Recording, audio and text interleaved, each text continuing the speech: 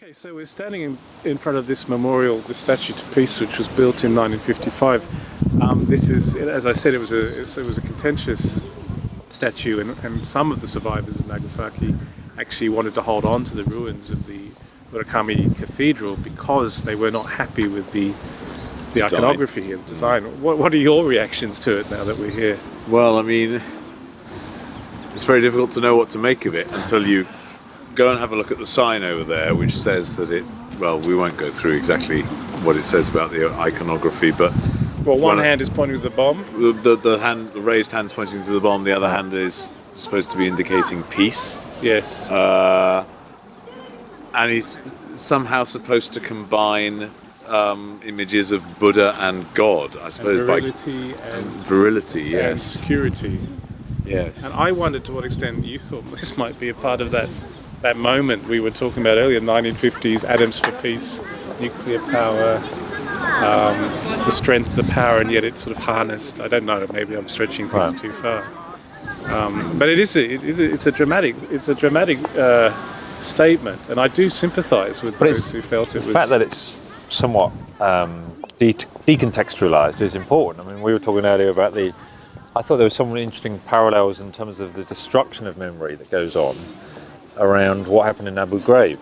And You're meaning in reference to the cathedral? To the cathedral, exactly. So that for international relations to be maintained and to ensure this doesn't become that material culture doesn't become a centre for diplomatic tension, then there's an incentive to destroy, and that's what we saw in Iraq. And that's, I think, what we saw here, what you were talking about earlier, the American pressure. And then this becomes so otherworldly. What this symbolises primarily for me is power.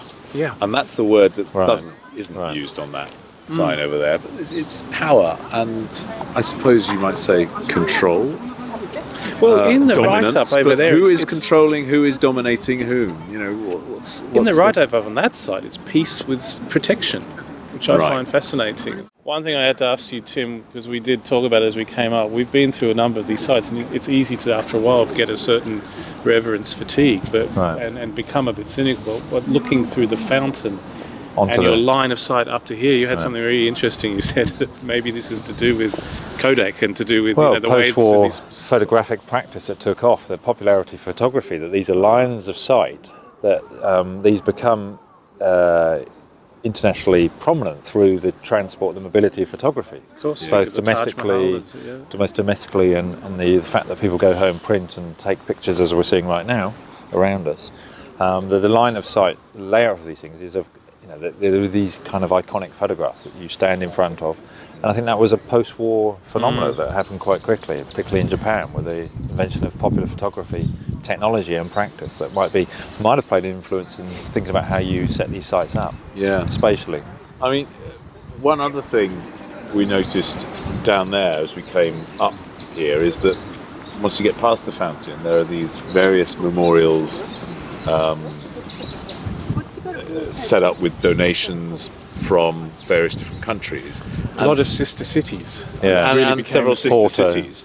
But the ones from countries are predominantly from former Soviet bloc countries. And we've talked about the American involvement in shaping here and in Hiroshima, how the events of the bombing was remembered or commemorated.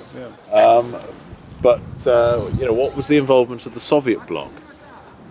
And I think the Japanese peace movement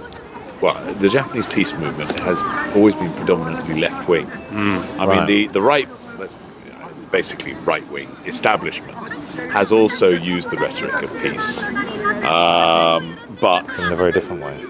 In a rather different way, as a way of sort of erasing difficult pasts primarily. But the more left-wing peace movement, the sort of activist peace movement in Japan, has been overwhelmingly left-wing, and actually largely communist. Did that engage with the Soviet Union? Well, I mean, the Communist Party was a big element within that peace movement.